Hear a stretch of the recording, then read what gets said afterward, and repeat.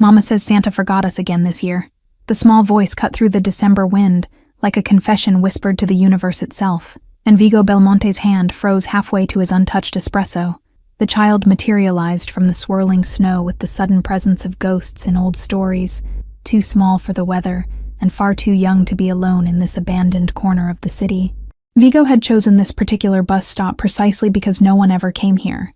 2 blocks removed from the festival lights and celebration that made his jaw clench with memories he refused to name. The boy couldn't have been more than 6 years old, drowning in a threadbare sweater with sleeves that stopped several inches short of his wrists, exposing skin reddened by cold.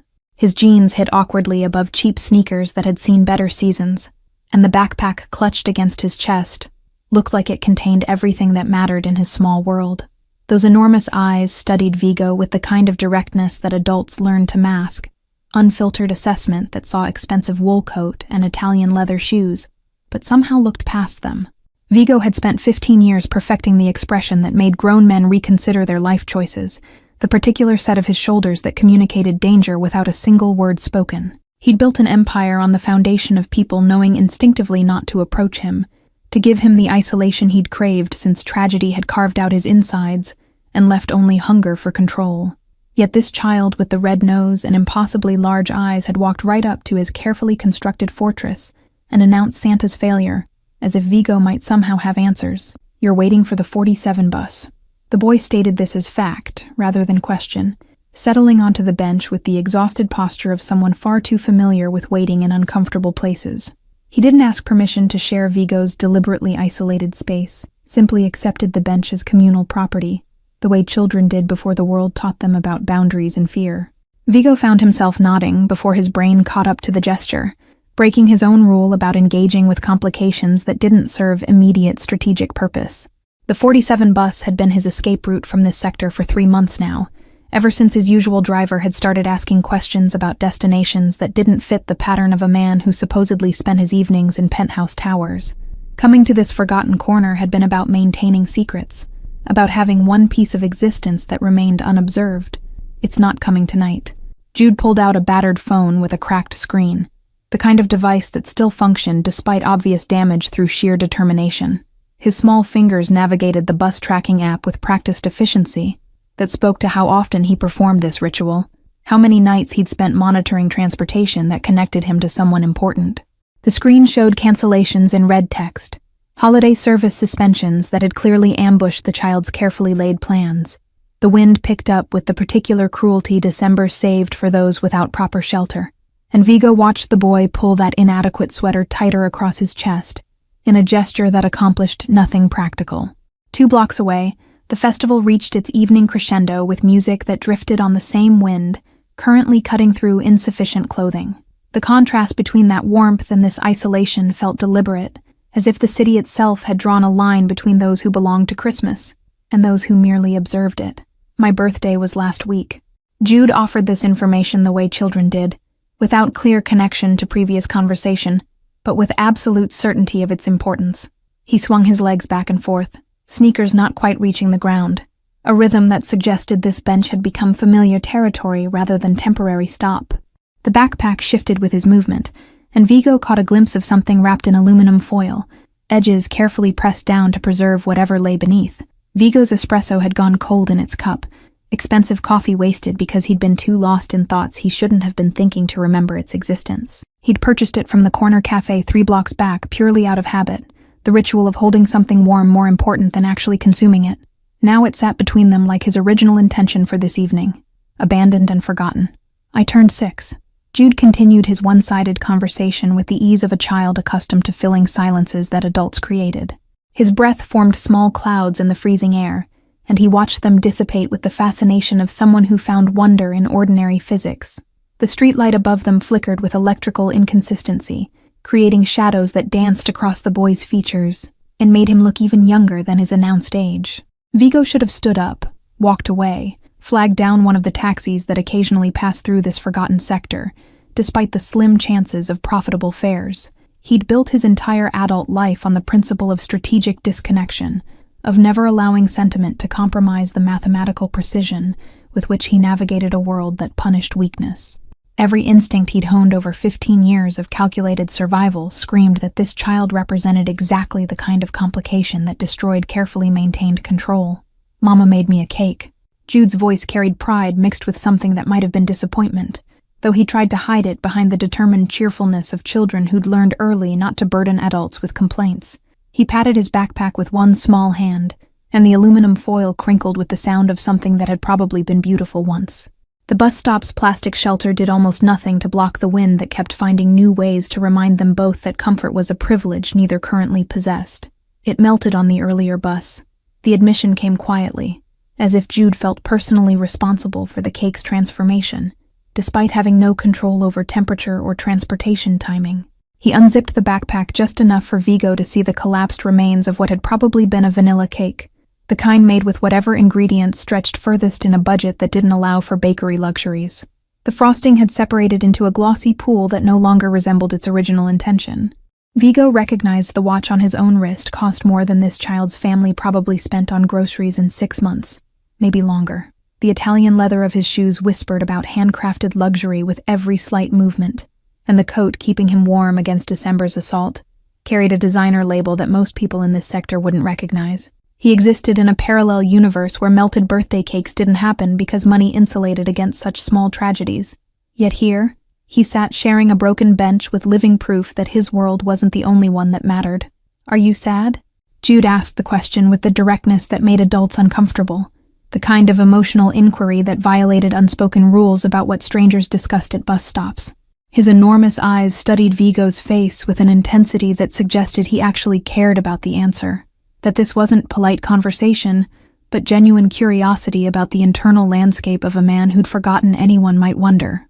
The backpack sat between them like a border neither had explicitly agreed to respect. Vigo's throat tightened with a response he had no intention of voicing, words that would crack open carefully sealed compartments where he stored feelings that served no productive purpose. He'd trained himself not to answer questions like this, to deflect and redirect until people stopped asking, stopped looking at him like he might be human underneath the armor. But something about the way this child waited for his response, patient and unhurried despite the cold, made his usual evasions feel heavier than honesty.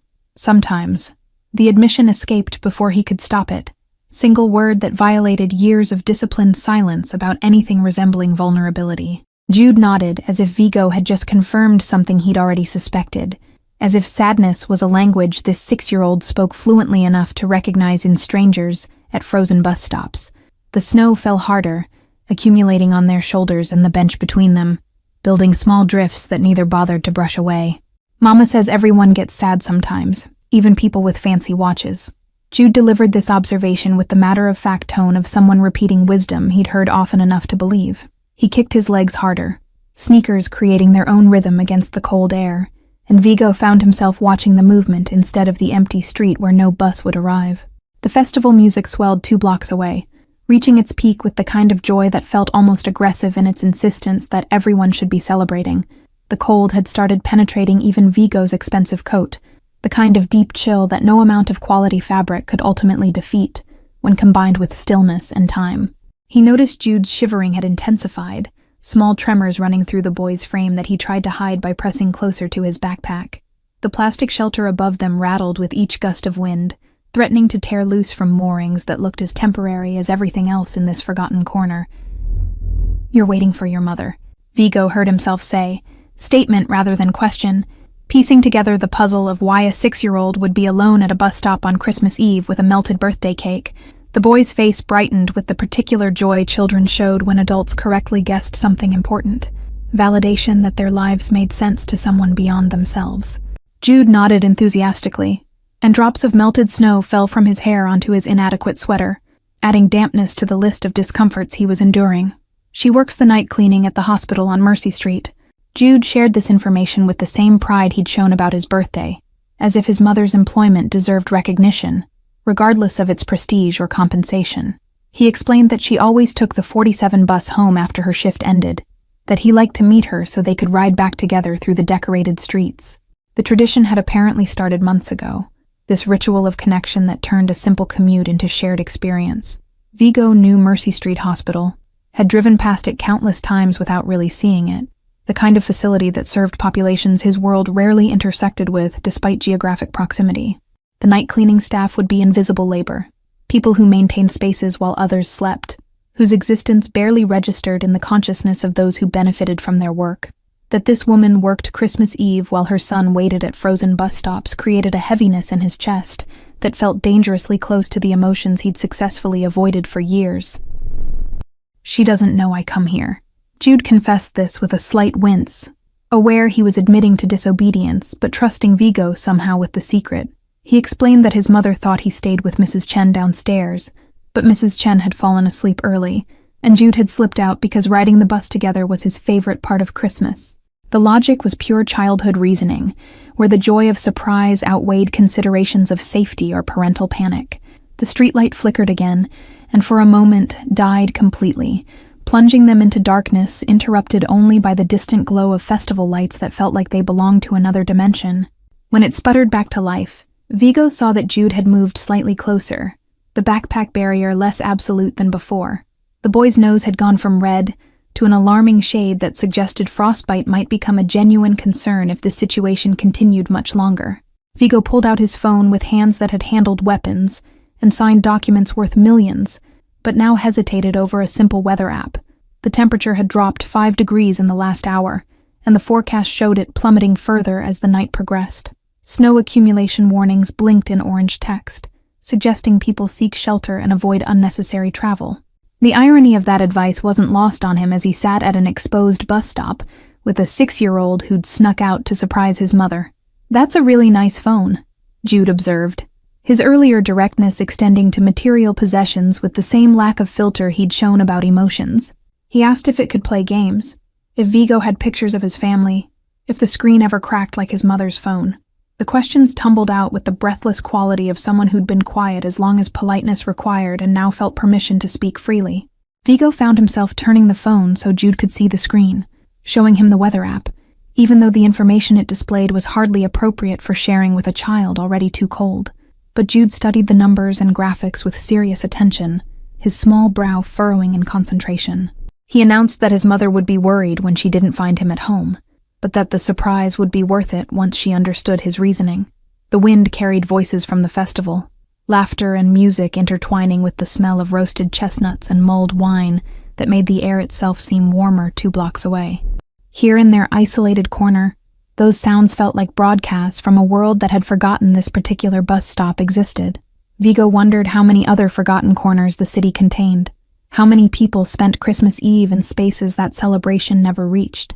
"Do you have a family?" Jude asked, returning to his earlier pattern of questions that violated the comfortable distance Vigo maintained between himself and personal inquiry. The boy had pulled his sleeves down over his hands in a futile attempt to create warmth where fabric didn't extend, and the gesture reminded Vigo of someone else from a lifetime ago, a memory he'd buried so deep that its unexpected surfacing felt like physical pain. Vigo's no came out harder than he intended, single syllable that shut down conversation with the efficiency of a door slamming.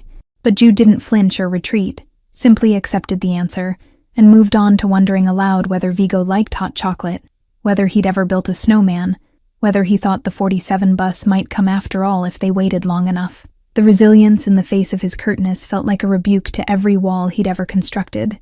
The espresso cup sat forgotten on the bench, now filled with snow that was slowly burying it, like evidence of a life Vigo had intended to live tonight, before a 6-year-old interrupted with announcements about Santa's forgetfulness. He'd come to this sector to think, to escape the suffocating expectations of the Christmas party his associates were undoubtedly attending without him, their absence of questions a courtesy bought through years of establishing boundaries.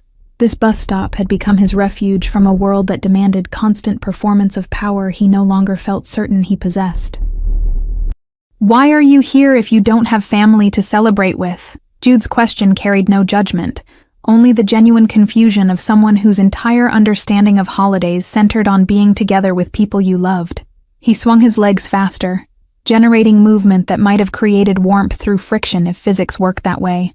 His backpack had shifted during the conversation, and now the melted cake was visible through the partially open zipper, a collapsed architecture of someone's best effort with limited resources.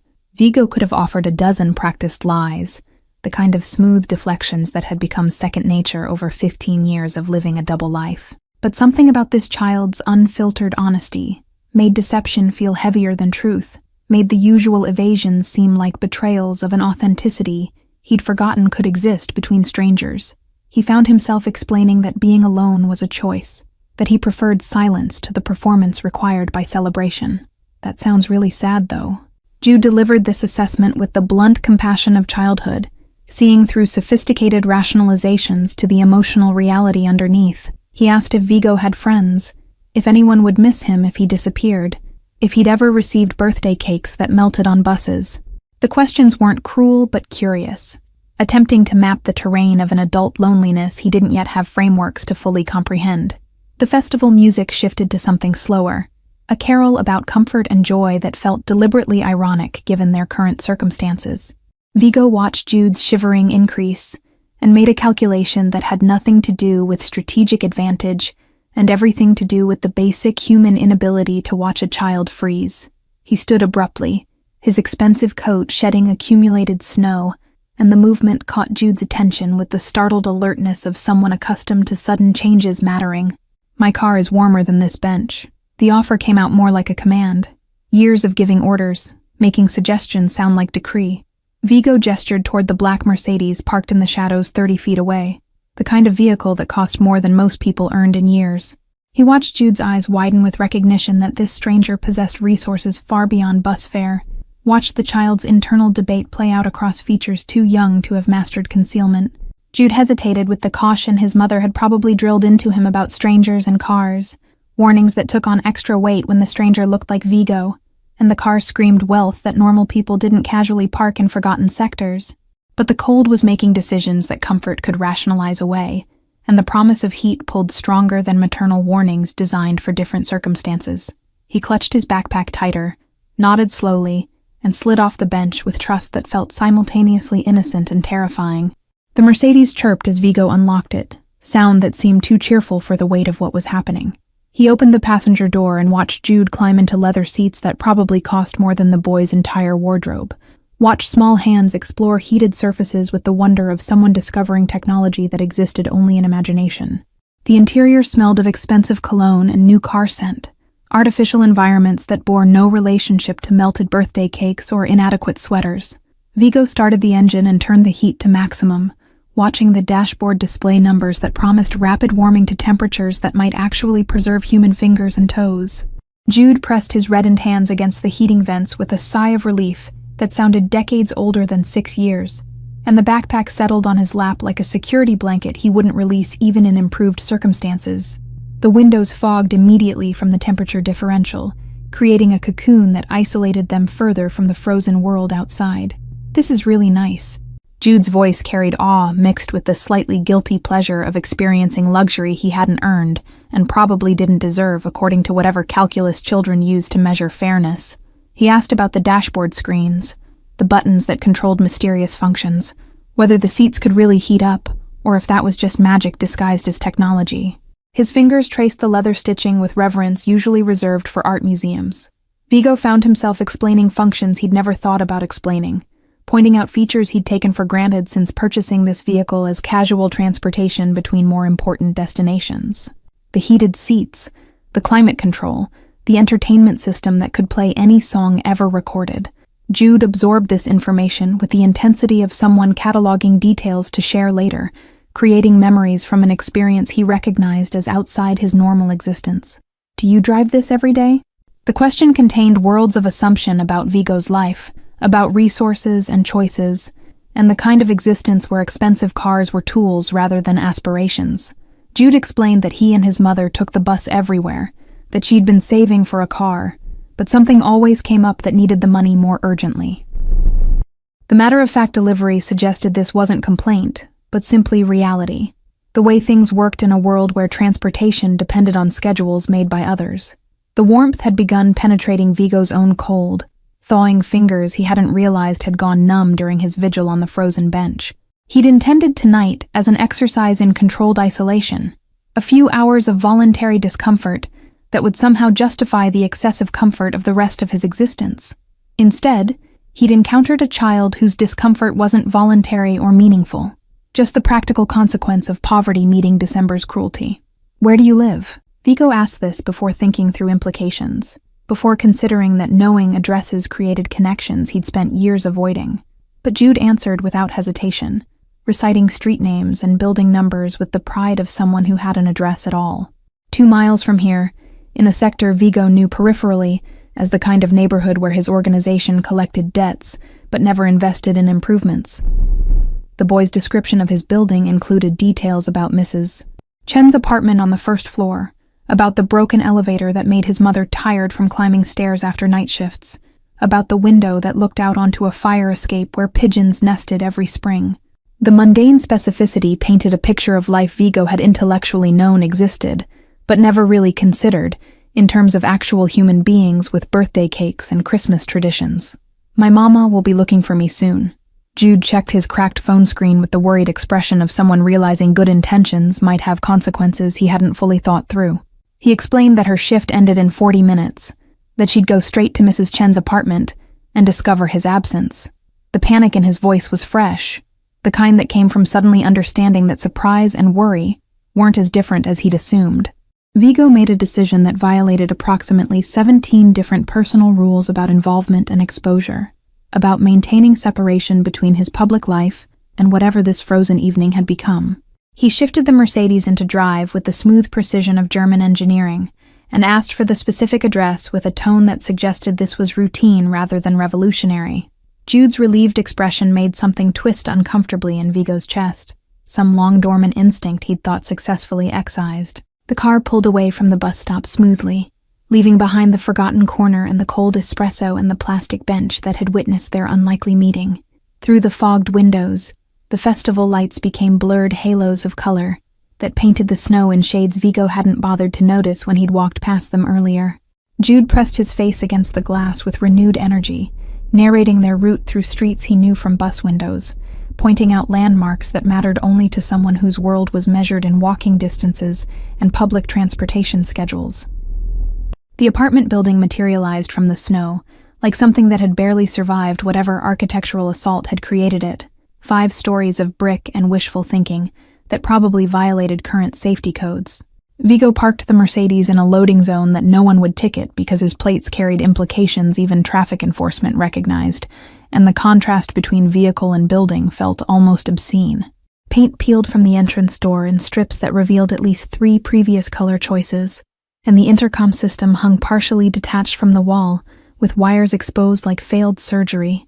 Jude had barely opened his door when a figure burst through the building's entrance with the explosive energy of panic achieving physical form. The woman was younger than Vigo had expected, mid-20s at most, with blonde hair pulled back in a ponytail that had partly escaped during what must have been frantic searching. Her work uniform was visible under a coat she'd clearly grabbed without buttoning, and her face showed the particular terror of mothers who'd discovered their children missing. Jude. The name came out half scream and half sob, and Maeva covered the distance between building and car with speed that ignored ice and snow and any consideration of her own safety. She reached the Mercedes just as Jude climbed out, and her hands were on him immediately, checking for injuries or signs of harm with the systematic intensity of someone who'd imagined every possible disaster in the minutes since discovering his absence. Her eyes hadn't yet registered Vigo's existence, focused entirely on the small body she was cataloging for damage. Vigo stepped out of the driver's side slowly, deliberately making his movements visible and non-threatening, aware that his appearance from this expensive car with her missing child probably triggered every maternal warning system evolution had installed. He kept his hands visible and his expression neutral, falling back on the particular stillness he'd learned to project when situations required de-escalation. The snow fell between them like static interference, and he watched her attention finally shift from Jude to the man who'd delivered him. Maeva's eyes widened with recognition that had nothing to do with personal familiarity, and everything to do with the expensive coat, the car, the particular quality of threat that men like Vigo carried regardless of actual intention. She positioned herself between Jude and this stranger with instinct faster than thought, one arm pulling her son behind her while the other hand reached for the phone Vigo could see protruding from her coat pocket. Her breathing had gone shallow and rapid, adrenaline preparing her body for confrontation, despite obvious disadvantages in any physical contest. The buses weren't running. Vigo offered this explanation before she could speak, keeping his voice level and his posture open in ways that felt unnatural after years of using intimidation as primary communication tool. He gestured back toward where they'd come from, toward the forgotten corner now invisible through snow and distance. Jude peeked around his mother's protective stance, adding his own rapid-fire explanation about waiting at the bus stop and how the nice man had let him warm up in his car. The nice man. Vigo almost laughed at the descriptor, at how poorly it fit someone whose business cards carried titles that meant something very different to people who understood the city's real power structures. But Maeva's expression hadn't softened, her assessment taking in details that told stories about wealth and danger, and the kind of men who didn't simply help children out of generosity. Her grip on Jude tightened, even as her son continued his enthusiastic testimony about heated seats and dashboard computers. "Why were you at that bus stop?" Maeva's question cut through Jude's chatter with the sharpness of someone who'd learned not to trust convenient coincidences. Her voice carried exhaustion underneath the fear, the bone-deep weariness of someone who'd just worked a night shift and then experienced every parent's nightmare in concentrated form. But underneath the exhaustion lived steel, the kind of strength that came from surviving circumstances that would have broken softer people. Vigo recognized the impossibility of answering honestly, of explaining that he'd been hiding from his own life at a forgotten bus stop when her son had appeared with announcements about Santa's failures. The truth sounded more suspicious than comfortable lies, made him seem stranger than if he'd simply claimed to be passing through. But something about her direct gaze made deflection feel cowardly, made him want to offer truth, even if it damned him further in her assessment. "I go there sometimes to think." The admission came out rougher than intended, and Vigo watched her process this non-answer that revealed more than explanation would have. Her eyes narrowed slightly, trying to reconcile expensive clothes and luxury vehicles with voluntary isolation in frozen corners that normal people avoided. Jude had started shivering again, despite the recent warmth, and this practical concern created visible conflict on Maeva's face between suspicion and the undeniable fact that Vigo had returned her child safely. The building's door opened again, and an elderly Asian woman appeared, calling Maeva's name with the urgent concern of someone who'd been part of the search. Mrs. Chen's appearance seemed to validate some of Jude's story, and her rapid questions in accented English about where he'd been and whether he was hurt created a chorus that made further conversation difficult. Maeva's attention divided between Vigo and Mrs. Chen, between threat assessment and community obligation. "Thank you for bringing him home." Maeva delivered this with the particular tone people used when gratitude fought resentment, when being indebted to strangers felt dangerous regardless of outcome. She pulled Jude closer, preparing to retreat into the building's relative safety, to put walls between her family and whatever complication this man represented. Her ponytail had come completely loose during the panic, and blonde hair fell around her face in ways that made her look even younger and more exhausted. Vigo nodded acknowledgement and turned back toward the Mercedes, telling himself this was the appropriate ending, that delivering the child safely completed any obligation the evening had created. But his hand paused on the car door when he noticed the building's entrance, noticed how the broken intercom sparked intermittently, how ice had formed on the steps from water that leaked somewhere in the infrastructure. Details he wouldn't normally register suddenly felt significant, felt like warnings about conditions a 6-year-old shouldn't endure. "Your building's heating system," Vigo heard himself say before the thought fully formed, breaking his own retreat toward appropriate boundaries. He turned back to find Maeva's expression had shifted from relief to confusion, uncertain why this stranger was still talking, or what heating systems had to do with anything. Mrs. Chen had taken Jude's hand and was leading him toward the door, but both mother and son paused at Vigo's words. Maeva's face changed as she processed what he was implying, recognition that someone who drove a Mercedes and wore clothes like that would notice things like broken heating in buildings like hers. Her spine straightened with the particular pride people showed when outsiders observed their poverty, when circumstances they couldn't control became visible to those who'd never struggled. She confirmed the system had been broken for 2 weeks, that the landlord kept promising repairs that never materialized. "I know people." Vigo's offer came wrapped in the vague phrasing he'd perfected for situations where specificity would raise questions he didn't want to answer.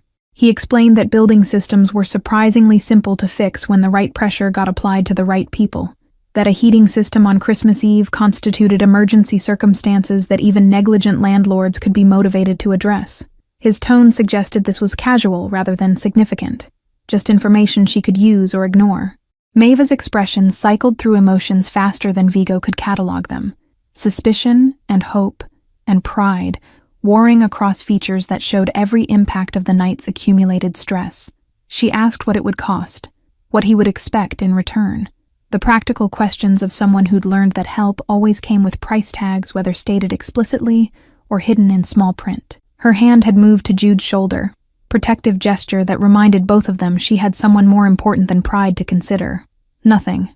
The word felt foreign in Vigo's mouth, concept he didn't traffic in professionally where every transaction had calculated value and explicit terms. But he found himself repeating it, adding that no 6-year-old should spend Christmas Eve in a building without heat, that this was just basic human decency, rather than transaction. The phrase felt strange coming from someone whose business operated explicitly outside human decency's boundaries. Jude had started pulling his mother toward the building, excited chatter about the warm car, and the nice man creating a narrative Vigo barely recognized as accurate. Maeva allowed herself to be pulled, but her eyes never left Vigo's face, still searching for the catch she was certain existed. Mrs. Chen had gone back inside, probably to spread news of the drama, and snow had begun covering the Mercedes in a white blanket that would require clearing before Vigo could drive away. Why would you do that?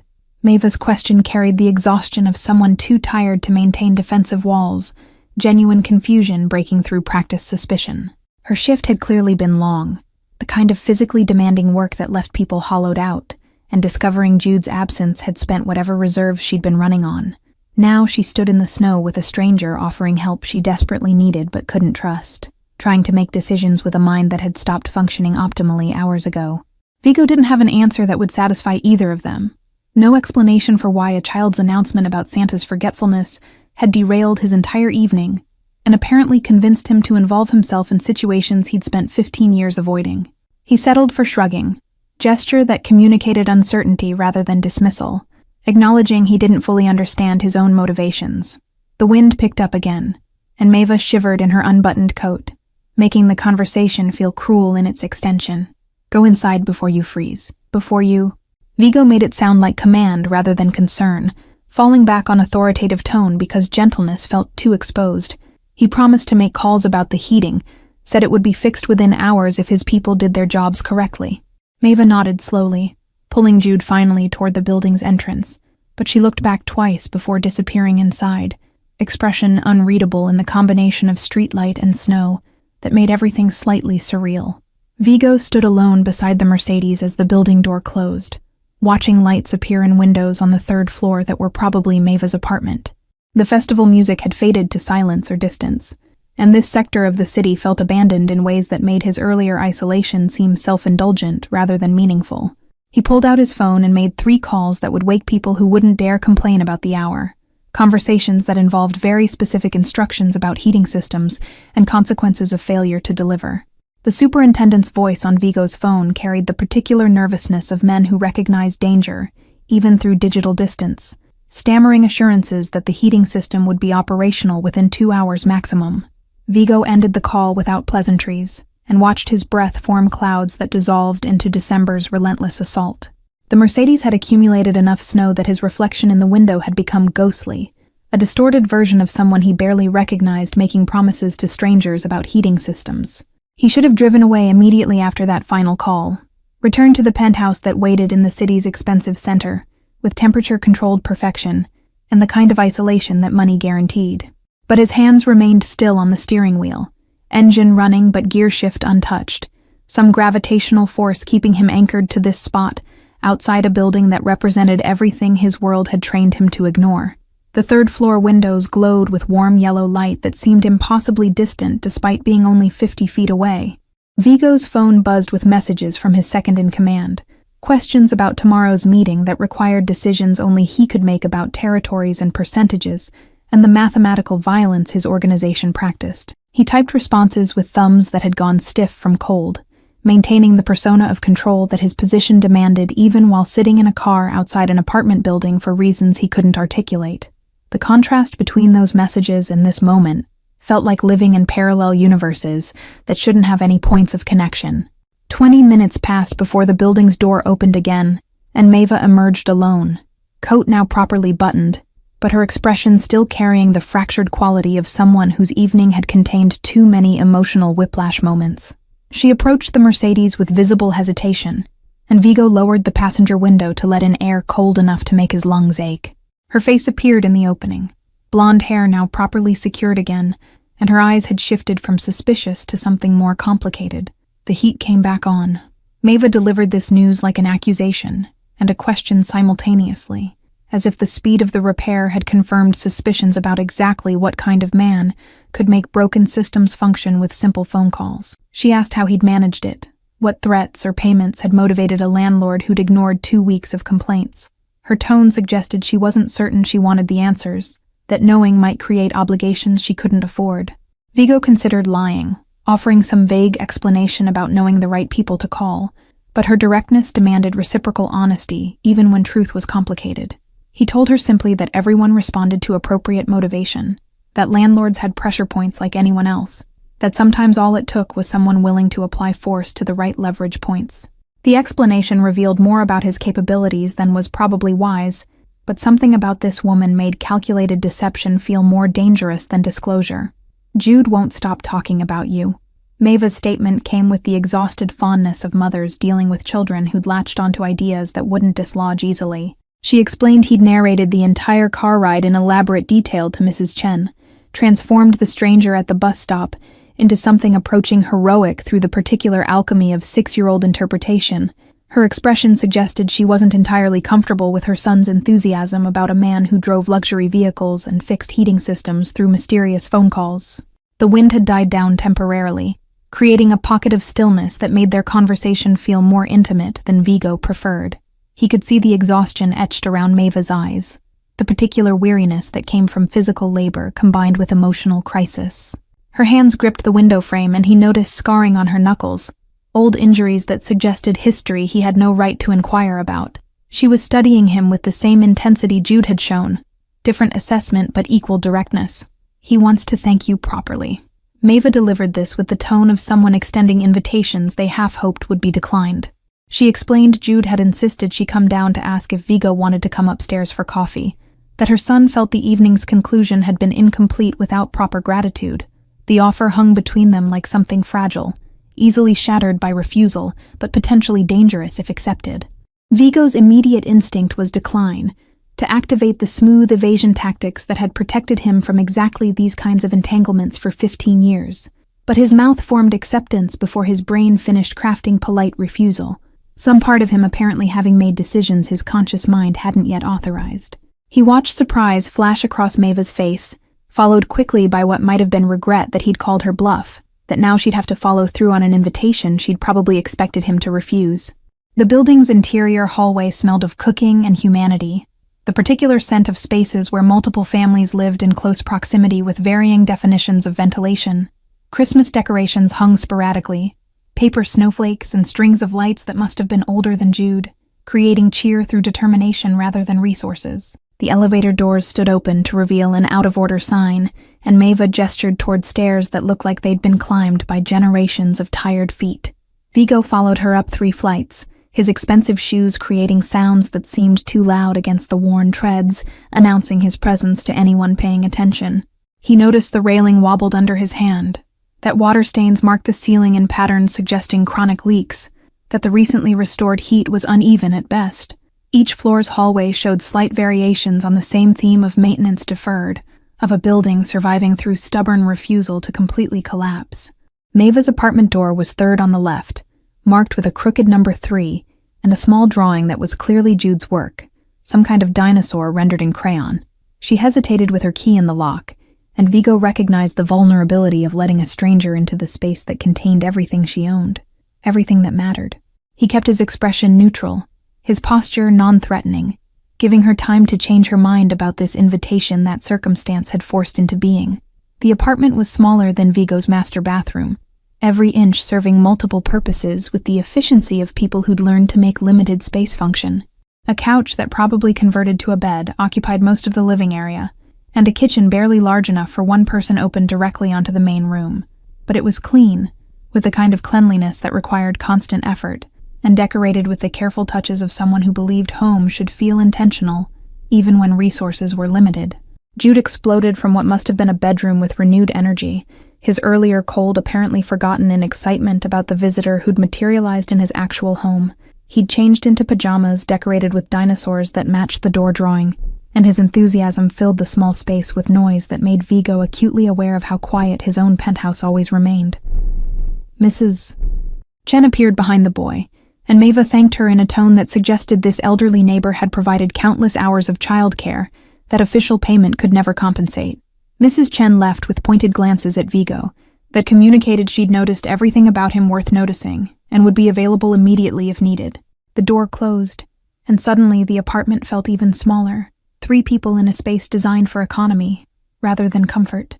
Maeva moved toward the kitchen with the automatic movements of someone whose hospitality instincts operated even through exhaustion, starting coffee preparations while Jude pulled Vigo toward the couch with insistent small hands. The boy wanted to show him everything: toys organized in a plastic bin that served as both storage and table, books worn soft from repeated reading, a drawing of his mother that captured her smile with more accuracy than skilled artists sometimes managed. Vigo found himself sitting on a couch covered in a blanket that hid worn upholstery, listening to a 6-year-old's narration of his entire life with the breathless enthusiasm of someone who believed every detail mattered equally. The melted birthday cake had been placed carefully in the small refrigerator, rescued from complete loss. Maeva returned with coffee in mismatched mugs that were probably the only ones she owned, and Vigo accepted his with hands that had signed death sentences, but now handled ceramic decorated with faded flowers. The coffee was stronger than the expensive espresso he'd abandoned at the bus stop, made with the careful attention of someone who couldn't afford to waste even cheap beans. She sat in the only chair, leaving the couch to him and Jude, maintaining physical distance even in the enforced proximity of limited space. He should be in bed. Maeva directed this at her son with the exhausted authority of someone who'd already fought this battle and knew she'd lost. Jude protested with the vigor of children who sensed adult rules were more flexible than usual due to extraordinary circumstances. He wanted to tell Vigo about his school, about his favorite dinosaur, about the snow fort he planned to build if it ever stopped falling. Each topic led to 3 more in the associative logic of childhood conversation. Vigo surprised himself by asking questions instead of checking his phone, by genuinely listening to answers about Triceratops versus Tyrannosaurus Rex, as if this information might actually matter in his world. He noticed Maeva watching this interaction with an expression he couldn't quite read, some combination of wariness and something softer that she tried to hide behind her coffee mug. The apartment's heat was working now, filling the small space with warmth that made the earlier cold seem like it had happened to different people in a different lifetime. The conversation eventually wound down as Jude's energy finally met its limit, his words starting to slur with approaching sleep. Maeva stood to carry him to the bedroom, and Vigo saw how practiced this motion was, how many times she'd performed this exact transfer of deadweight child. She returned a few minutes later, and settled back in her chair, with a sigh that seemed to release every tension the evening had accumulated, finally allowing herself to acknowledge exhaustion now that her child was safe and warm. The silence between them felt different than the silence at the bus stop, weighted with awareness that they were alone now, in a space that held all of Maeva's vulnerabilities on display. Vigo noticed details that spoke to careful resource management, the way soap had been cut into smaller pieces to extend its life, how the kitchen towels showed precise darning that had extended their usefulness years beyond normal life expectancy. These weren't the observations of someone looking for weakness, but of someone finally seeing reality he'd spent 15 years avoiding. You didn't have to stay. Maeva's voice carried the particular exhaustion that made people say true things they'd normally keep hidden. She explained she'd expected him to make polite excuses after the first 5 minutes, that men who drove cars like his didn't usually sit through children's dinosaur lectures in apartments barely larger than closets. Her fingers traced the rim of her coffee mug in repetitive patterns that suggested this was how she self-soothed when stress exceeded manageable levels. Vigo found himself telling her about the espresso at the bus stop, about choosing frozen isolation over the Christmas party, where his absence would be noted but not questioned. He explained in vague terms about a life built on control that sometimes felt like imprisonment, about how wealth created different kinds of cold that central heating couldn't fix. The admission surprised him with its honesty, revealing vulnerabilities he'd successfully hidden from people who'd known him for years. Maeva listened without interrupting, her expression shifting from suspicious to something approaching understanding as he talked. She asked if he had family, the same question Jude had posed, but weighted differently coming from someone who understood adult loss. Vigo's no came easier this time, followed by fragments about a fire 16 years ago that had taken everyone who'd mattered, about building an empire from the insurance money, and survivor's guilt that had never quite faded into something manageable. "I'm sorry." Maeva delivered this with the simple sincerity of someone who understood that loss didn't diminish with time or money, that some absences remained permanent regardless of what you built to fill the space. She shared her own story in return, about Jude's father who'd disappeared before their son was born, about dreams of nursing school that had dissolved when single motherhood arrived with all its practical demands. Her tone carried no self-pity, just the matter-of-fact recitation of how life actually worked, versus how she'd once imagined it might. The conversation revealed parallel loneliness in vastly different circumstances, isolation that looked nothing alike but felt surprisingly similar in its core essence. Vigo learned she worked night shifts at Mercy Street Hospital, cleaning operating rooms and patient floors, work that paid barely enough to cover rent and food with nothing left for emergencies or futures. She'd been 22 when Jude was born, had spent 6 years constructing a life from determination and careful calculations that one unexpected expense could destroy completely. "Why do you go to that bus stop?" Maeva circled back to her earlier question, pressing for the truth he'd avoided with Jude's innocent inquiry. Her directness reminded him of her son's unfiltered approach to conversation, genetic inheritance of refusing to accept evasion as acceptable response. The apartment's heat made the space feel almost too warm now, or maybe that sensation came from the discomfort of being seen more clearly than he'd allowed in years. Vigo explained about needing spaces that existed outside his normal life, about how the forgotten corner let him be someone other than the role his organization demanded. He didn't specify what that organization did, but Maeva's expression suggested she'd already formed conclusions about men who fixed heating systems with phone calls and drove vehicles that cost more than she'd earn in 5 years. Her next question confirmed this assessment, asking directly if he was dangerous in ways that should make her reconsider letting him into her home. Yes. The honesty felt like removing armor, acknowledging truth that politeness usually camouflaged behind euphemism and implication. Vigo added that he'd never hurt her or Jude, that whatever darkness defined his professional life had boundaries that children and their mothers remained safely beyond. He watched her process this confirmation, saw her weighing his words against his actions, trying to reconcile the man who'd returned her son safely with the implied violence of his admission. Maeva surprised him by nodding slowly, as if dangerous honesty was preferable to safe lies. She explained she'd known since the heating repair, that normal people didn't have access to that kind of immediate leverage, that his entire presence communicated power most people only encountered as victims. But she also noted he'd treated Jude with gentleness, that his actions contradicted the threat his resources implied. The assessment was clear-eyed and fair, acknowledging complexity rather than forcing him into simple categories of good or dangerous. Jude needs a father figure. Maeva delivered this with the brutal honesty of someone too exhausted for subtlety.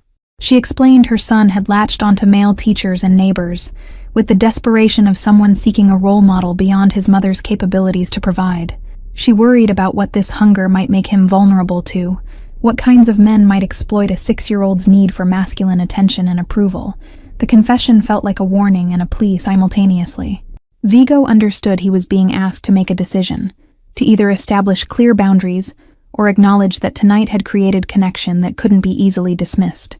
Every instinct trained by 15 years of strategic isolation demanded he stand up, thank her for the coffee, and exit this apartment along with the complications it represented. But his body remained seated on the worn couch, his coffee mug empty, but still held in hands that refused to release it and begin the departure process. I don't know how to be what he needs. The admission came quietly, acknowledging limitation that felt more vulnerable than confessing to danger. Vigo explained he had no template for healthy relationships, that the fire had taken his parents before he'd learned those lessons, that everything he'd built afterward had been about control and distance rather than connection. He was telling her he'd fail at whatever role she was asking him to consider, giving her the chance to rescind invitation before anyone got hurt. Maeva's laugh surprised them both, exhausted sound that held more understanding than humor. She told him no one knew how to be what children needed, that parenting was mostly improvisation, and hoped that love covered the gaps where competence failed. She described her own constant fear of inadequacy, her terror that working night shifts meant abandoning Jude to television and neighbors during hours when better mothers provided direct attention. The shared confession of insufficiency created unexpected solidarity between their different kinds of failure. The conversation had shifted into territory neither had intended, vulnerability accumulating through admissions that built on each other until retreat felt more dishonest than continued exposure. Vigo found himself describing the penthouse he rarely spent time in, about how emptiness looked different when wrapped in expensive furniture and floor-to-ceiling windows. Maeva shared about budgets that never quite stretched to cover needs, about the particular shame of sending her child to school in clothes that didn't fit properly, because growth happened faster than paychecks allowed replacement. He talks about you like you're some kind of hero. Maeva's observation carried warning and curiosity equally weighted. She worried aloud about her son's tendency to idealize, to transform kindness into something larger than it was, because his world contained so little casual generosity. She asked if Vigo planned to disappear after tonight, if this was charity that would satisfy his conscience, and then fade into the category of nice things temporarily done. Her directness demanded equivalent honesty in response. Vigo realized he'd already made his decision, that sitting in this apartment drinking coffee from chipped mugs had been a choice that negated the option of clean departure. He told her he didn't know exactly what came next, but that driving away and forgetting tonight felt impossible in ways he couldn't fully articulate. The admission made him sound uncertain in ways bosses weren't supposed to be, vulnerable in ways his position normally prohibited. But the alternative was lying, and somehow that felt like greater betrayal than admitting confusion. Maeva studied his face with the intensity of someone making assessments that mattered beyond this moment, trying to determine if his uncertainty was honest or sophisticated manipulation. She asked what he actually wanted, what benefit he saw in involving himself with a cleaning woman and her 6-year-old son. The question carried the sharp edge of someone who'd learned to suspect generosity, to look for price tags hidden in gifts that appeared free. Her exhaustion had burned through politeness to something more raw and real. I don't know. Vigo's answer was truthful enough to be painful, acknowledging that he'd stumbled into this connection without strategy or clear objective. He explained that the bus stop had become refuge from a life that felt increasingly hollow despite its obvious success, that Jude's appearance had cracked something open that he'd thought permanently sealed. The explanation sounded inadequate even to his own ears, but it was the closest he could come to articulating motivations. He didn't fully understand himself. The apartment had grown warmer, the restored heating system working overtime to compensate for weeks of cold. Maeva's posture had softened incrementally during their conversation, the defensive tension easing into something more sustainable. She asked about his work in vague terms that suggested she didn't actually want specifics, preferring plausible deniability over confirmed knowledge. Vigo appreciated this courtesy, offering only that his business required moral flexibility that made conventional relationships complicated. Jude deserves better than complicated. Maeva stated this as fact rather than accusation, establishing baseline expectations for whatever arrangement might develop from tonight's unlikely intersection. She explained her son had already experienced enough instability that she wouldn't allow him to bond with someone who'd disappear when the novelty wore off, or when being involved stopped serving whatever purpose it currently served. The maternal ferocity in her voice reminded Vigo that exhaustion didn't equal weakness, that protectiveness could look soft but had steel underneath. 3 days passed before Vigo found himself parking the Mercedes outside Maeva's building again, this time in mid-afternoon when December light made the structure's disrepair visible in ways darkness had camouflaged. He'd spent those days attempting to focus on business that required his attention, signing documents and making decisions about territories and percentages, while his mind kept returning to a small apartment and conversations that had revealed more than was strategically wise. The distraction was unprecedented and deeply uncomfortable. He'd brought practical items disguised as leftovers, expensive prepared meals from restaurants his cook had ordered that Vigo claimed he'd never eat alone. The explanation was transparently false, but gave everyone plausible deniability, allowed Maeva to accept without admitting she needed help, and Vigo to provide without framing it as charity. He carried the bags up 3 flights of stairs, each step feeling simultaneously foreign and strangely natural, his expensive shoes creating familiar sounds against the worn treads. Maeva answered the door in casual clothes, day off evident in her more relaxed posture and the absence of work uniform.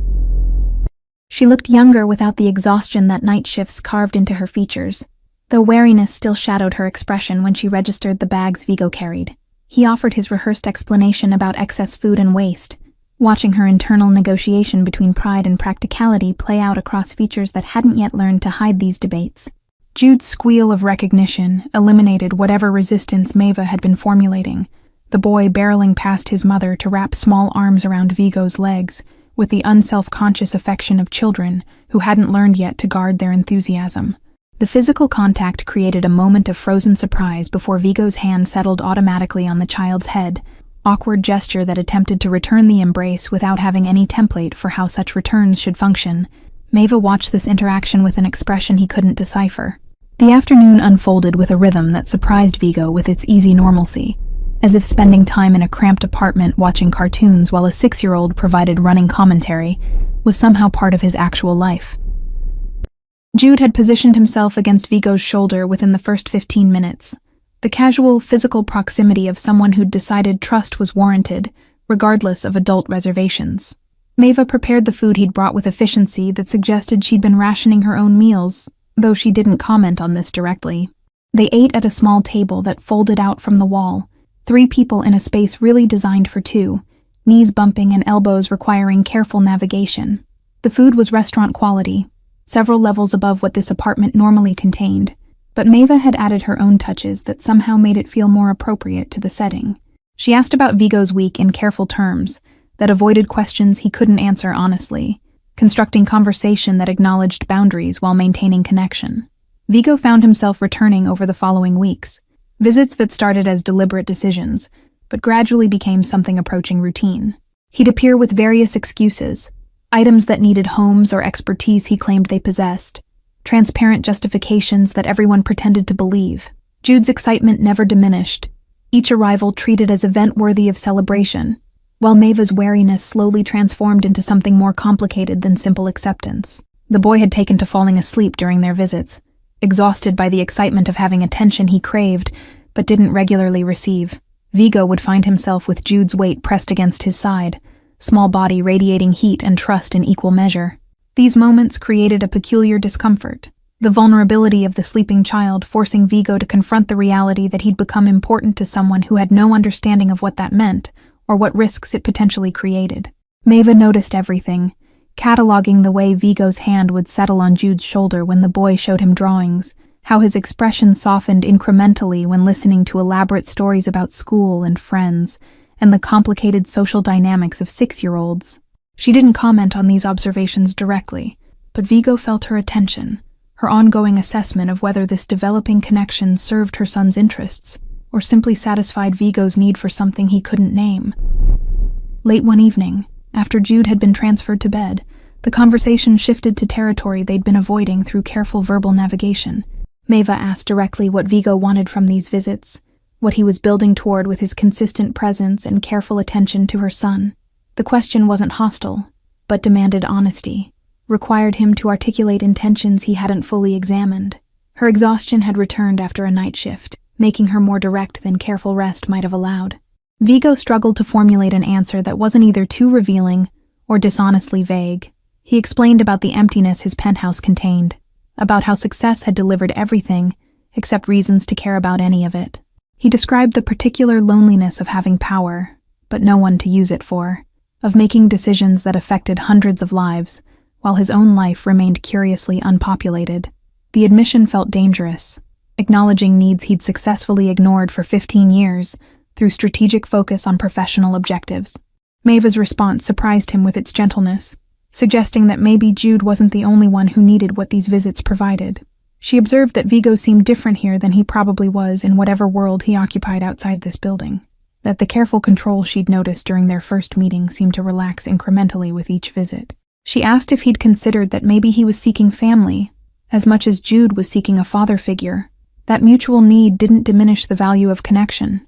The observation struck with uncomfortable accuracy, forcing Vigo to acknowledge that these visits had become the part of his week he most anticipated.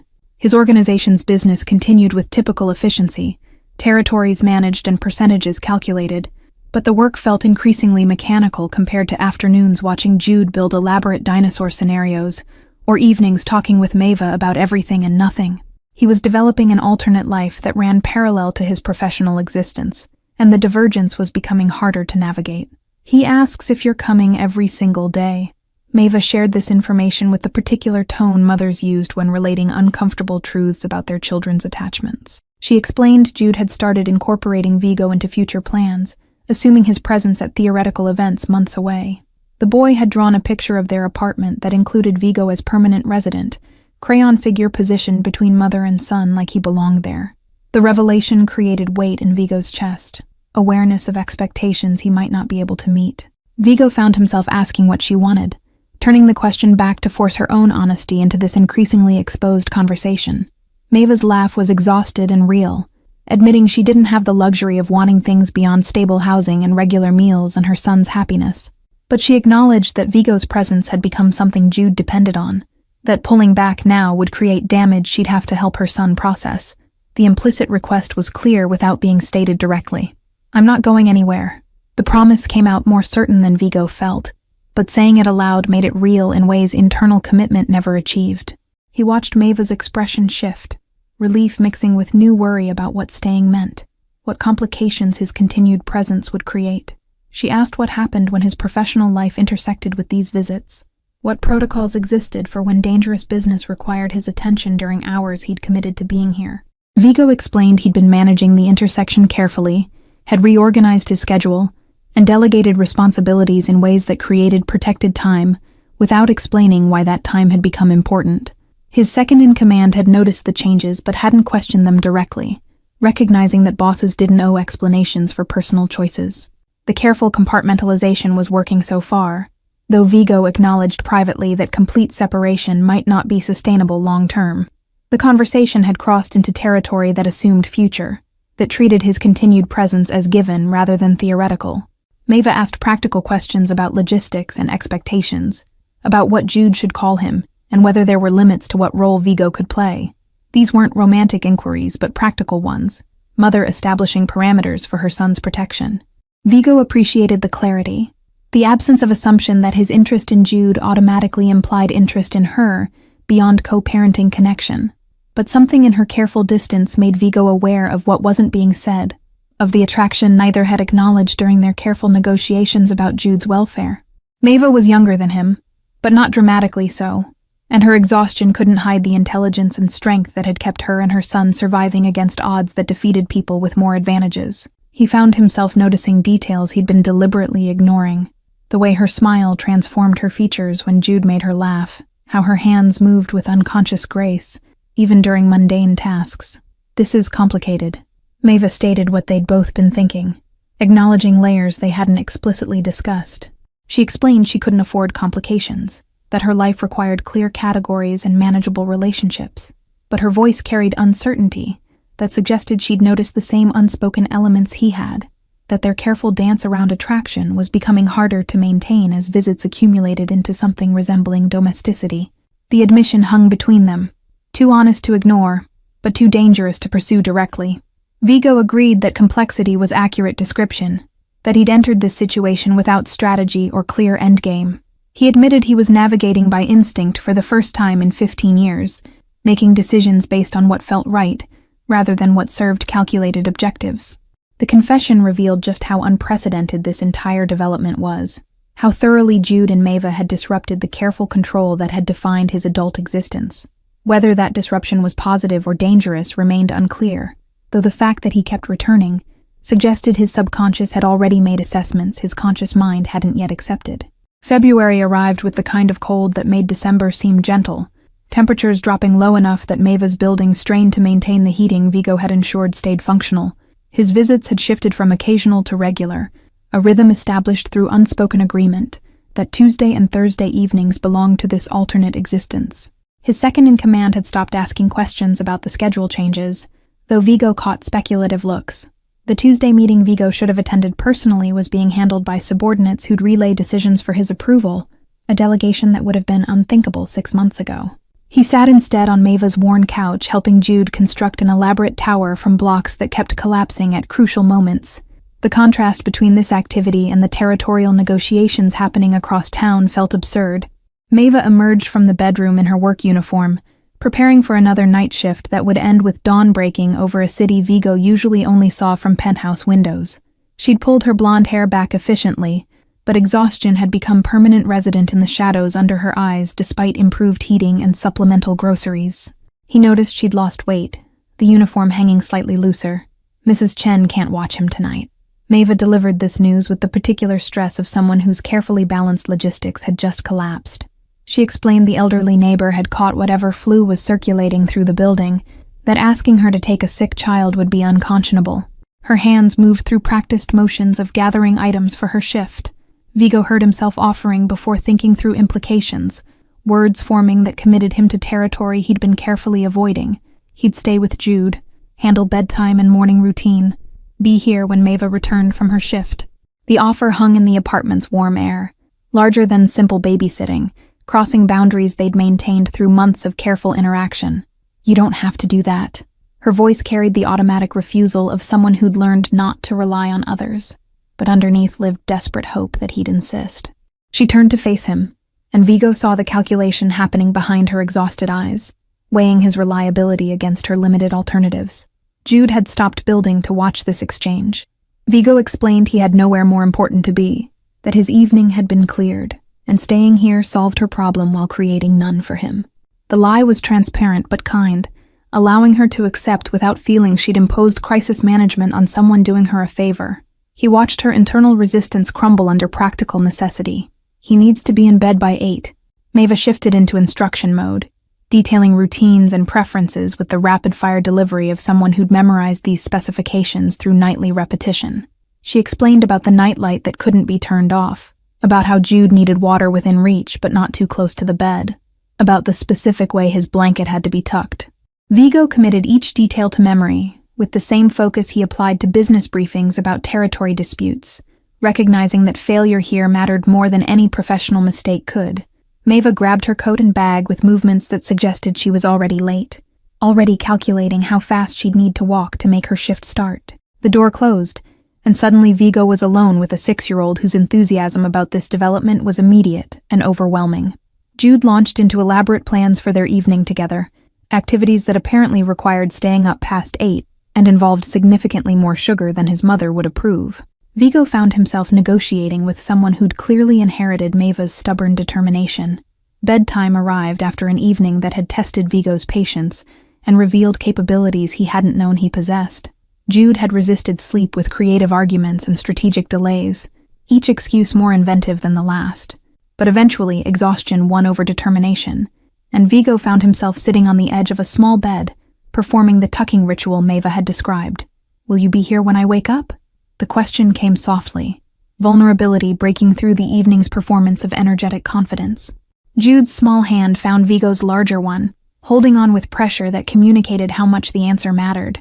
Vigo confirmed he'd be on the couch, that Maeva would be home before breakfast, that everything was fine and safe. Sleep claimed Jude with the sudden completeness of childhood, and Vigo extracted his hand carefully before returning to the living room that felt different in nocturnal quiet. He'd spent evenings here before, but always with Maeva's presence providing buffer against the intimacy of truly inhabiting this space. Now he was alone with her life displayed in ways visitors never quite saw. The apartment spoke of Maeva's careful management, every object serving purpose, and nothing wasted on decoration that didn't also function. But small touches revealed her attempts to make this space home despite limitations. A photograph of Jude as an infant tucked into the mirror frame, a plant somehow surviving in the kitchen's limited light. His phone buzzed with messages from his organization, questions about the meeting he'd missed, and decisions that required his input. Vigo responded with efficiency that had become automatic, maintaining the business that funded his actual life even while his attention remained divided. The juxtaposition felt increasingly unstable, these parallel existences requiring constant navigation between personas. Hours passed in strange suspension, Vigo checking on Jude periodically with anxiety he recognized as paternal, despite having no template for what paternal actually meant. Each time he found the boy sleeping peacefully, the nightlight creating consistent shadows that suggested safety and routine. The responsibility felt heavier than commanding men who handled violence professionally. Maeva returned just before dawn, exhaustion making her movements slow as she climbed the 3 flights of stairs. Vigo heard her key in the lock and stood from the couch where he'd been alternating between work messages and listening for sounds from Jude's room. She entered quietly, surprised to find him still awake, and her expression cycled through relief and guilt. He was fine. Vigo offered this before she could ask. detailing the evening's negotiations and the eventual successful bedtime. Maeva's shoulders dropped as tension released, and she moved to check on Jude with the automatic instinct of mothers who needed visual confirmation, regardless of verbal assurance. She returned with softer expression, reporting he was sprawled across the bed exactly as he should be. They stood in the pre-dawn dimness of her living room, close enough that Vigo could smell the hospital antiseptic that clung to her uniform and see new exhaustion layered over existing fatigue. Something shifted in the space between them, acknowledgement that he'd crossed threshold from visitor to something approaching family. Maeva thanked him with sincerity that made the words feel insufficient. March brought unexpected snow that meteorologists hadn't predicted, late-season storm that blanketed the city in white that felt more like ending than beginning. Vigo stood at his penthouse windows watching accumulation transform familiar landscape into something foreign, and his first thought was whether Maeva's building would maintain heat through temperature drops that accompanied the surprise precipitation. His phone showed 3 missed calls from his second-in-command, messages about a situation requiring immediate attention at one of their collection points, where someone had apparently decided payment was optional. The problem would normally demand his direct involvement, his physical presence communicating consequences that phone calls couldn't convey. But Vigo found himself calculating whether he could delegate this too, whether the emergency was genuine or simply standard crisis. The decision surprised him less than it would have months ago. This choice to prioritize an evening with Jude and Maeva, over maintaining the fear-based respect his organization operated on. He called his second and delivered instructions that were simultaneously specific and delegating, making clear this situation should be resolved without his involvement. The man's pause communicated confusion about this pattern that had become increasingly pronounced. Vigo arrived at Maeva's building as snow continued falling, accumulation making the 3 flights of stairs treacherous in ways building management would never address. He'd brought more supplies with the usual transparent excuses, ingredients for a meal he claimed he'd bought for himself, before deciding he preferred eating here. Maeva accepted the bags with expression that acknowledged the fiction, but appreciated the courtesy of maintaining it. Jude exploded with excitement about the snow, plans already forming for the fort he'd been describing since December's first flakes. The boy had grown over the months, features losing some of their baby roundness, and Vigo noticed with something approaching pride that recent growth spurt had been accompanied by clothes that actually fit properly. Maeva had stopped protesting the supplemental income Vigo provided through increasingly creative justifications. The evening unfolded with easy familiarity, routines they'd established through months of accumulated Tuesdays and Thursdays. Vigo cooked while Maeva changed out of her day clothes, Jude narrating elaborate stories about school drama that apparently rivaled Vigo's organizational politics in complexity. The domesticity felt simultaneously foreign and natural, like he'd been practicing for this life without realizing it was the one he actually wanted. Maeva emerged looking more rested than usual, and Vigo realized she'd been sleeping better since he'd started handling some of the evening responsibilities that used to extend her days impossibly long. She moved around the small kitchen with practiced efficiency, and their movements had developed choreography born from repeated proximity in limited space. Shoulders brushed and hands exchanged items without need for verbal coordination. Dinner conversation revealed that Maeva had been researching nursing programs again, carefully calculating whether online courses could fit around her work schedule if someone reliable could watch Jude during study hours. She didn't look at Vigo when sharing this information, but the implicit question hung in the air alongside the more explicit details about prerequisites and tuition costs. "I'll be here." Vigo stated this simply, making promise that should have terrified him with its implications, but instead felt like acknowledging reality that already existed. He asked about program specifics and timeline, engaging with her plans in ways that confirmed he saw himself as part of their implementation. Maeva's expression showed relief mixed with new vulnerability, this admission that she was planning futures that included him. Jude had been listening with the particular attention children showed when adult conversations affected them directly, and his contribution was immediate request that Vigo help build the snow fort tomorrow since it was Saturday, and no one had work or school. The assumption that Vigo's Saturdays belonged to them now had apparently become established fact in the boy's mind. Reality, Vigo hadn't explicitly agreed to, but found himself accepting. The evening ended with Jude's bedtime routine that Vigo had learned to perform with competence that surprised them both. The boy's requests for 1 more story and 5 more minutes had become familiar negotiations, and Vigo had developed his own strategies for managing the delicate balance between firmness and flexibility. Maeva observed from the doorway sometimes, and Vigo wondered what she saw in these moments. After Jude finally surrendered to sleep, Vigo and Maeva settled into what had become their own routine, coffee and conversation in the living room's dim lighting. But tonight felt different, weighted with the promises he'd made about nursing school and implied Saturdays, acknowledgement that their relationship had shifted from tentative to committed without clear moment of transition. Maeva seemed to feel it too, her usual exhaustion softened by something that might have been contentment. He told his teacher, "You're his dad."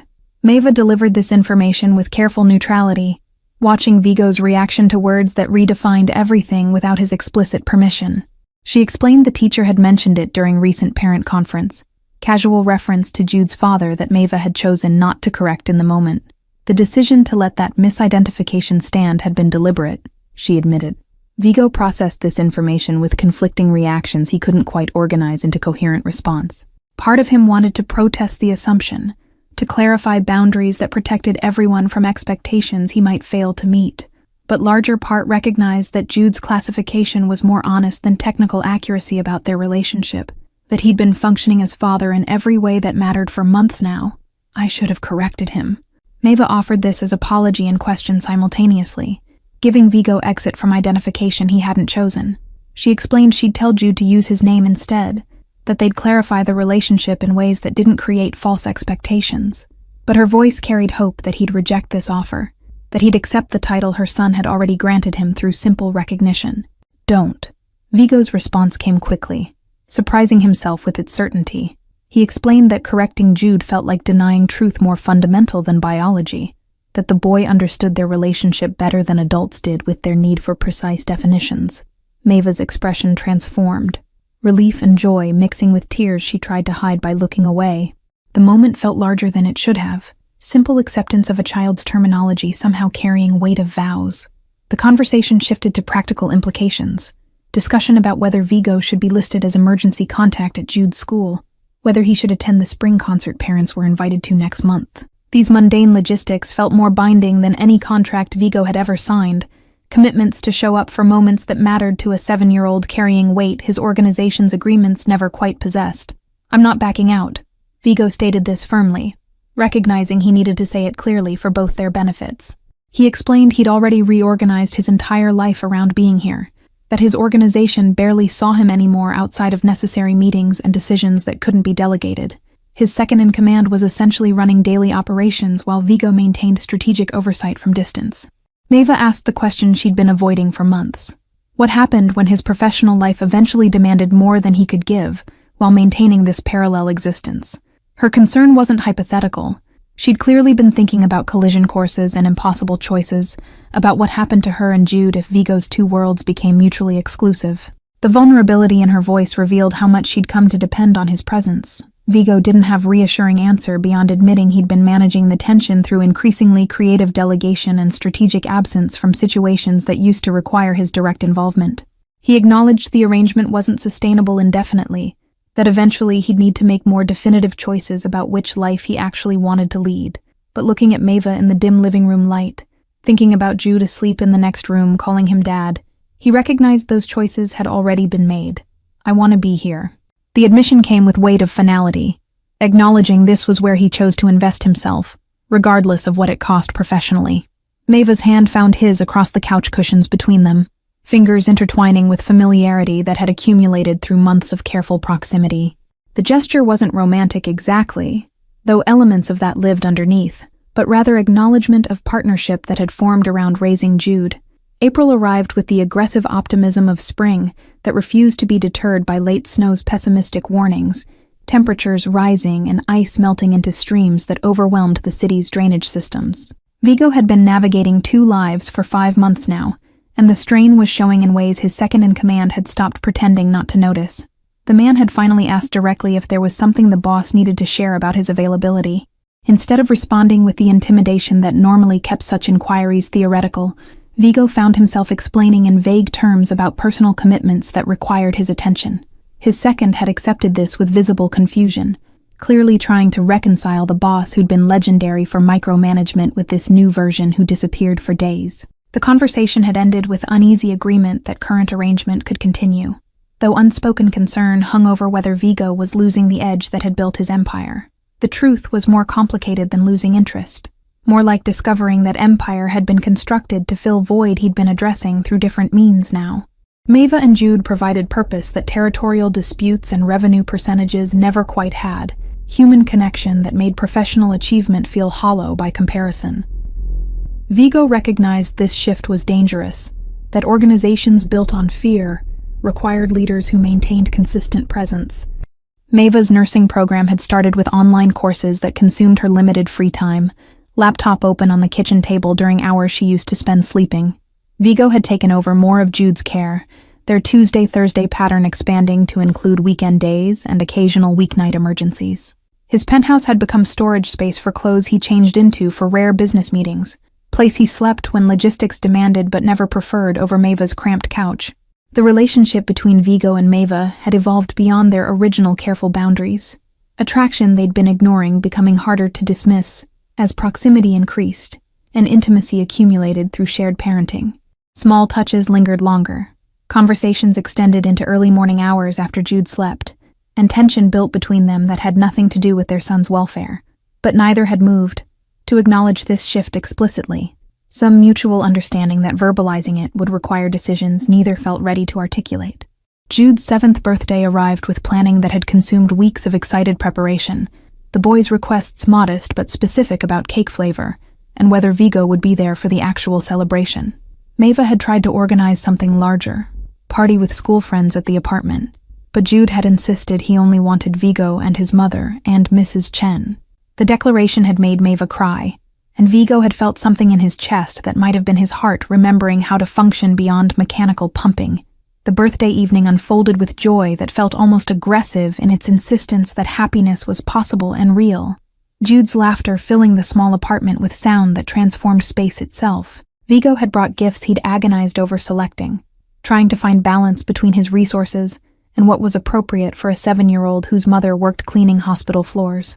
He'd settled on books and art supplies, items that couldn't be immediately converted to cash value, but would provide lasting engagement. Mrs. Chen had baked cookies with recipes from her childhood, and the apartment smelled of sugar and vanilla and something indefinably festive. They sang happy birthday while Jude made wishes over candles that Maeva had lit, with hands that trembled slightly, and Vigo found himself hoping desperately that whatever the boy wished for was something within his power to provide. The cake was vanilla again, homemade like the first one he'd heard about at that frozen bus stop that felt like it had happened to different people. After Mrs. Chen left, and Jude had been tucked into bed with his new books, Vigo and Maeva cleaned the small kitchen in companionable silence that had become its own form of communication.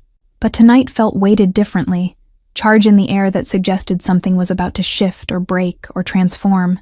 Maeva's movements were more careful than usual, like she was building courage for conversation she'd been rehearsing mentally for weeks or maybe months. "I've been thinking about moving." Maeva delivered this information while scrubbing a plate with more force than necessary, not looking at Vigo as she spoke. She explained that her lease was ending soon, that the building's ongoing maintenance issues made staying here increasingly impractical despite functional heating system. Her voice carried careful neutrality, but Vigo recognized this was test or invitation, or possibly both, question about whether his involvement extended to location decisions.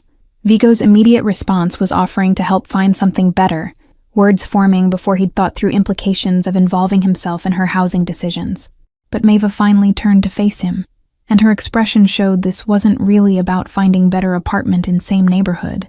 She was asking something larger, questioning whether their relationship had reached point where consolidation made sense, whether maintaining separate residences served any purpose beyond protecting pride and maintaining appearance of independence. "Move in with me." The words came out roughly, Vigo surprising himself with directness that eliminated careful negotiation they'd been performing around this question for months. His penthouse was excessive for one person, but would comfortably house 3, had views and space and security that this building could never provide. The offer wasn't romance necessarily, though elements of that had been building between them, but practical recognition that they'd already been functioning as family. Maeva's expression cycled through emotions faster than Vigo could track, surprise and longing and fear mixing with practical concerns about what acceptance would mean. She asked about his work, about whether having them in his space would create complications with the professional life he'd been so carefully compartmentalizing.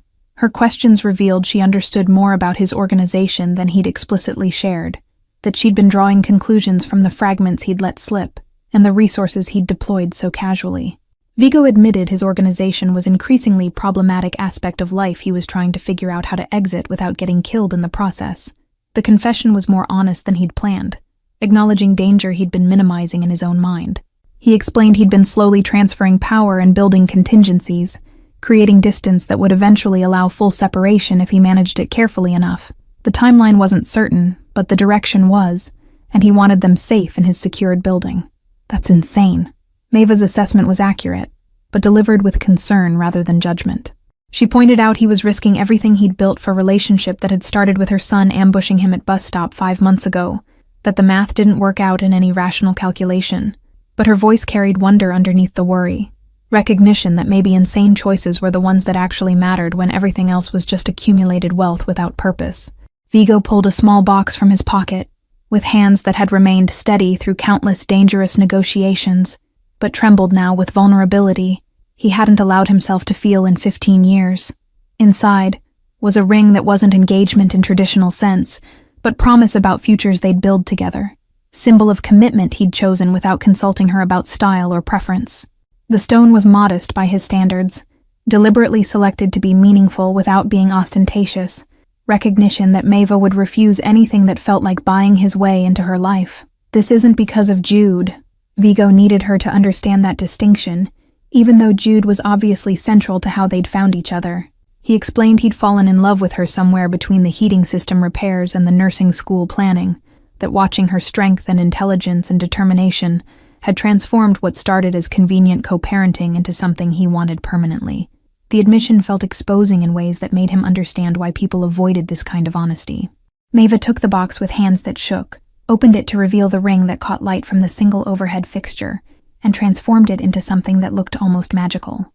Tears fell without her apparent awareness, and Vigo realized he was holding his breath, waiting for response to a question he hadn't technically asked, but had implied thoroughly enough that rejection would reshape everything. She slipped the ring on her finger, and it fit perfectly through luck, or perhaps just rightness of the moment. Yes. The word was whispered but definitive, acceptance that came with her arms wrapping around him, and her face pressed against his chest, where he could feel her tears soaking through expensive shirt he'd stopped caring about. Vigo held her with grip that probably bordered on too tight, but she didn't complain, just held him back with equal intensity. They stood in that kitchen that had become sacred through shared meals and midnight conversations, making promises that were simultaneously reckless and the sanest thing either had done. The sound of Jude's bedroom door opening made them separate quickly, parental instinct overriding personal moment. The boy appeared sleepy and confused about why adults were awake, and Maeva wiped her eyes quickly while Vigo tried to compose features into something approaching normal. But Jude's perceptive gaze caught the ring on his mother's finger, and his eyes widened with understanding that somehow 7-year-old logic had immediately grasped. Does this mean Vigo's really going to be my dad? Jude asked this with hope so naked it made both adults want to simultaneously laugh and cry. Maeva confirmed this was exactly what it meant, that they were going to be a proper family living together in Vigo's apartment. The boy's reaction was immediate and overwhelming, launching himself at Vigo with force that nearly knocked them both over, small arms wrapping around waist with grip that communicated joy beyond his vocabulary to express. Thank you all for following this story from that frozen Christmas Eve bus stop to this moment of new beginnings. If this journey touched your heart, write in the comments where you're watching from and what part resonated most with you. Don't forget to like, subscribe, and share this video because your support helps me continue bringing these stories of second chances and unexpected families to life.